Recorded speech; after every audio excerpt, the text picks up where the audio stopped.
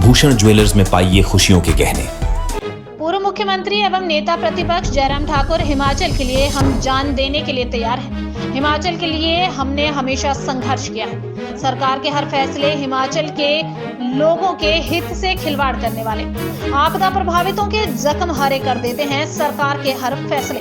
आज तिगुनी कीमत देने पर भी नहीं मिल रहा है बजरी रेता, सीमेंट के दाम 4 बार बढ़ा चुकी है सरकार। आपदा में निर्माण सामग्री के दाम बढ़ाने वाले फैसले लेना कौन सा जनहितकारी काम। भुंतर के पंचायत समिति सदस्य प्रशिक्षण वर्ग में बोले पूर्व मुख्यमंत्री व नेता प्रतिपक्ष जयराम ठाकुर। केंद्र सरकार की योजनाओं को बीजेपी हर घर तक पहुंचाएगी। लोकसभा चुनाव में इस बार टूटेगा पिछड़ा रिकॉर्ड। हर मोर्चे पर फेल रही हिमाचल की कांग्रेस सरकार एक भी वादा नहीं कर पाई पूरा। और भाजपा की किस तरह से आगामी जो है तैयारी हो रही है?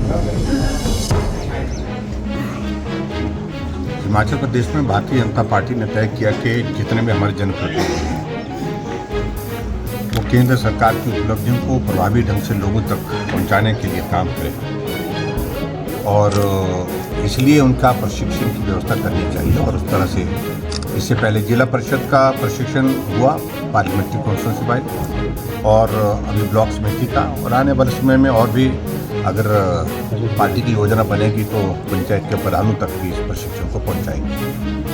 उसी दृष्टि से आज कुल्लू और लाहौल स्पीति जिले के जनप्रतिनिधि जो ब्लॉक समिति के चुने हुए उनके साथ ही वर्कशॉप थी यहाँ, और उसमें हमारा पार्टिसिपेशन हुआ। और क्योंकि जनप्रतिनिधि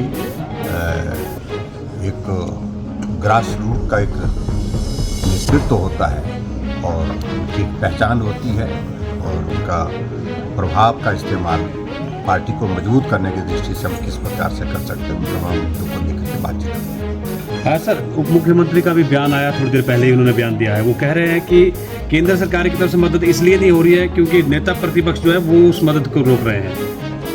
देखिए, काफ़ी दिनों से वो बोले नहीं थे, बोलने की गुंजाइश इसलिए नहीं थी क्योंकि मुख्यमंत्री बोलते थे। अब मुख्यमंत्री जी स्वास्थ्य ठीक ना होने की वजह से अभी ट्रीटमेंट के लिए दिल्ली गए हुए हैं। ऐसे में उनको शायद ऐसा लग रहा है कि उनको एक अपॉर्चुनिटी मिली, और मैं उनके बारे में ज़्यादा टिप्पणी करता भी नहीं हूँ जिस तरह की वो भाषा का इस्तेमाल करते हैं, लेकिन ये दौरा उनको पड़ता रहता है।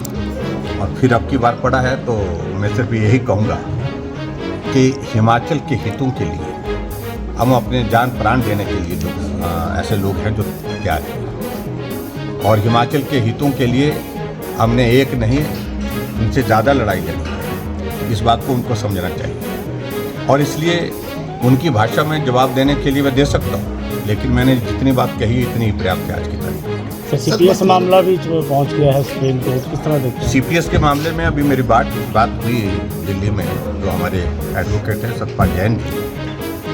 कांग्रेस ने इस मामले को हाई कोर्ट से दिल्ली ट्रांसफ़र करने के लिए कहा, और ट्रांसफ़र की दृष्टि से उस सारी चीज़ को लेकर के आज सुप्रीम कोर्ट में पेशी थी। लेकिन कांग्रेस का वकील ही वहाँ पर खड़ा नहीं हुआ। मनोज सिंघवी को उनने वकील वहाँ पर प्रस्तुत करना था अपना पक्ष रखने के लिए, लेकिन वो आए ही नहीं। और इसका मतलब सीधा है कि कांग्रेस वालों को अच्छी तरह से मालूम है कि केस इस प्रकार का है जिसका पक्ष रखने की बहुत बड़ी गुंजाइश नहीं है, और इसलिए इनके वकील भी भाग।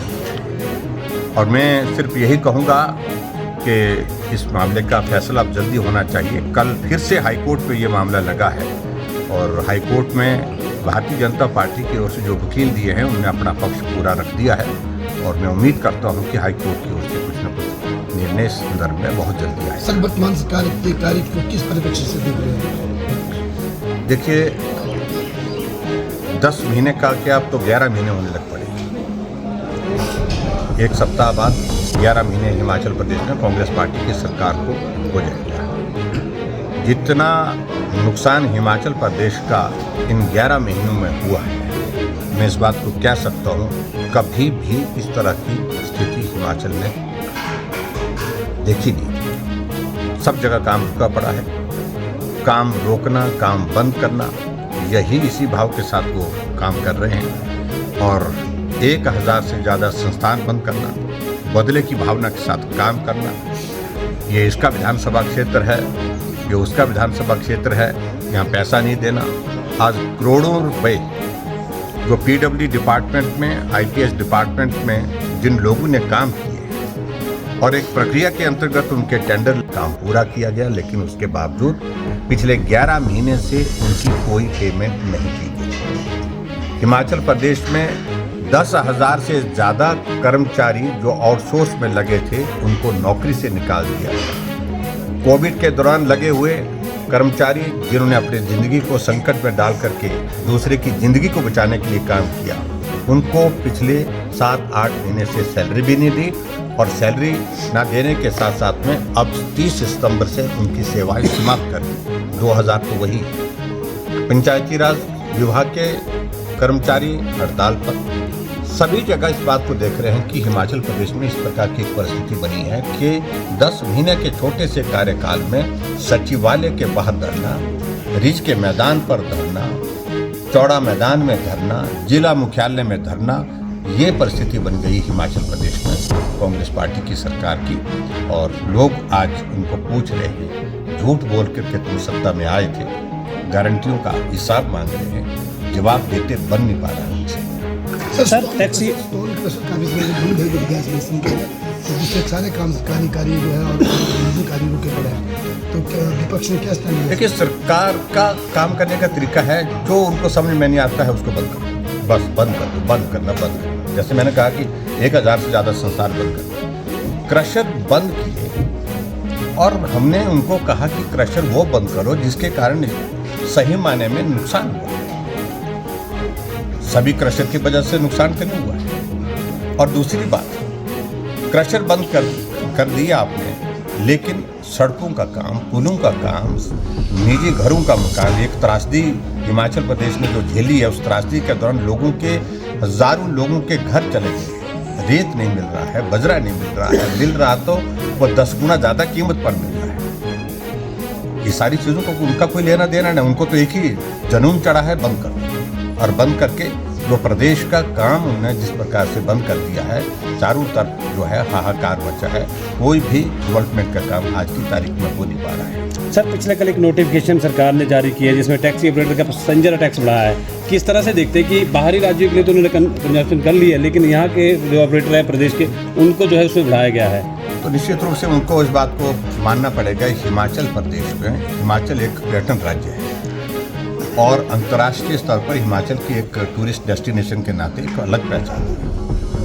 और यही एक इंडस्ट्री रह गई थी जो हिमाचल प्रदेश में रोजगार देती है और रोजगार के साथ साथ में आय का जरिया भी है प्रदेश सरकार का। और पिछले दिनों से, जब से सरकार कांग्रेस की बनी है, इस टूरिज्म इंडस्ट्री का तो सत्यानाश कर दिया। और पहले जो बाहर से आने वाली जो गाड़ियाँ थी, बसें या टैक्सी थी, तो उन पर टैक्स लगाया, उसको कम कर दिया।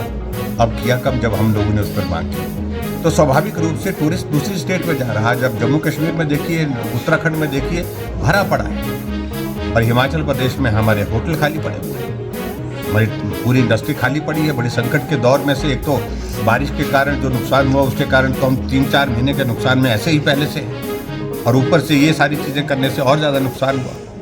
और जब हिमाचल के टैक्सीज का जो टैक्सीज और बढ़ाने से और ज़्यादा नुकसान होगा, ये उचित नहीं है। सभी स्टेट जो है टूरिज्म को प्रमोट करने के लिए रिलैक्सेशन दे रही है, और हिमाचल प्रदेश सरकार उसी इंडस्ट्री को तबाह करने पर तुली है टैक्सी के खिलाफ। लोकसभा चुनाव बिल्कुल नजदीक है। कुल्लू से संजय आर्यन की रिपोर्ट।